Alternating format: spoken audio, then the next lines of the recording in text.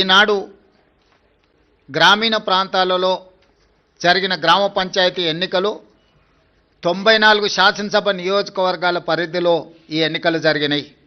ఈ 94 శాసనసభ నియోజకవర్గాల పరిధిలో జరిగిన ఎన్నికల్లో కాంగ్రెస్ పార్టీ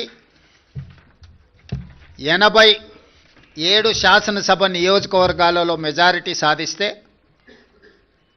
బీఆర్ఎస్ 6 శాసనసభ నియోజకవర్గాలలో మెజారిటీ సాధిస్తే బీజేపీ 1 శాసనసభ నియోజకవర్గంలో మెజారిటీ గ్రామ పంచాయతీలు సాధించుకోవడం జరిగింది.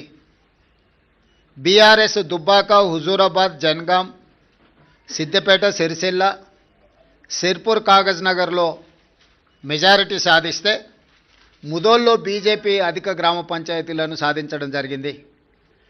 94 శాసనసభ నియోజకవర్గాలలో స్థానిక సంస్థల ఎన్నికలు జరిగితే కాంగ్రెస్ పార్టీ 87 శాసనసభ నియోజకవర్గాలలో అత్యధిక స్థానాలను సాధించడం ద్వారా 2023 నాడు